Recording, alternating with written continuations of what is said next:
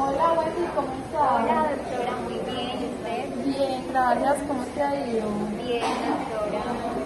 Bueno, Wendy, qué rico verte. Tú viniste hace 2 semanas y tu motivo de consulta era porque viniste porque querías iniciar un tratamiento de ortodoncia porque el neurólogo te dijo que necesitas una placa para que se te quiten los dolores de cabeza. Sí, así es. Bueno, eso relataste textual. Entonces, tu enfermedad actual es que tenías una cefalea de 3 a 4 días de la semana por 15 días, que fue cuando consultaste. El dolor aumenta con la función masticatoria y está ubicado en el mismo cabeza Sí, temporal. sí, doctora, es un dolor de cabeza que me da constante, es muy fuerte, y también al momento de masticar no puedo. O sea, yo siento que empiezo a masticar y no me da. Ok, está también presenta dolor también en la parte superior y posterior del cuello y no eres consciente de realizar ningún movimiento de apretamiento. O sea, desde tú nunca apretado. No me doy cuenta ni nada. Pero bueno, ahora vamos a analizar cómo nos fue con la lucha. Está bien. Bueno, entonces, en tu revisión por sistemas tienes todo sano. Pero me gustaría saber sobre tu historia de dietaria. O sea, como nos relatas que te duele a la masticación, me gustaría saber pues más o menos qué comes en el día, cuándo comes, qué comes. Sí, doctora, lo que es el desayuno y la cena lo hago sola. El almuerzo es en el colegio. También consumo 3 proteínas diarias. eh,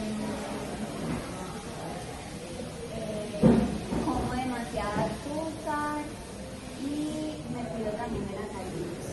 Listo, ya la otra doctora, la doctora Maya, va a continuar, pero con tu evaluación psicosocial. Buen día, esas son unas preguntas de rutina que te voy a hacer para llegar bien a tu diagnóstico y poder sacar unos diagnósticos diferenciales y tu propio diagnóstico. Listo. Bueno, ¿cómo es tu relación con tus padres, tus amigos? Mi relación con mis padres no es muy buena. No tenemos como ese vínculo amoroso. A la vez siento que no tengo amigos. En el colegio llaman mucho a mis padres por mi comportamiento, porque dicen que me comporto mal. Wendy, ¿tú has ido a terapia? La verdad, no, doctora. Ok, te voy a hacer otras preguntitas. ¿Cómo, pues a qué horas te acuestas, te duermes, tienes un sueño profundo? O sea, ¿crees que tienes una buena higiene del sueño? Bueno, la verdad, me estoy acostando tipo 11:30 de la noche y me estoy levantando a las 6 de la mañana. Ok, ¿usas mucho el celular, tablet, computador? Sí, utilizo mucho el celular, lo que son las pantallas, como 6 horas al día, utilizo mis redes sociales, no tengo restricción por parte de mis padres, tengo celular propio y tablet también propio. Esa es una preguntita un poco más personal. ¿Tú crees que has recibido maltrato físico o psicológico por parte de tus padres? Doctora, en mi colegio nos llaman frecuentemente cuando me comporto mal y por esta razón mis padres me regañan. Bueno, Wendy, en cuanto a tu diagnóstico, también es muy importante pues como tener en cuenta la postura que tú tomes como en tu día a día, en tus actividades que realices. Entonces, es como para que me cuentes más o menos dónde estudias, dónde comes, o de pronto si hay algún escritorio en tu cuarto que te ayude a tener una buena postura al estudiar. Cuéntame. Sí, doctora, o sea, actualmente no cuento con un escritorio, entonces como donde estudio, realizo mis tareas o en la cama, o en la mesa del comedor, o en el piso, incluso en la mesa. Entonces, ¿a ti nunca te han hecho como una intervención, te han dicho como recomendaciones, consejos sobre qué es bueno para la postura que tú llevas en tu día a día? No, doctora, no he recibido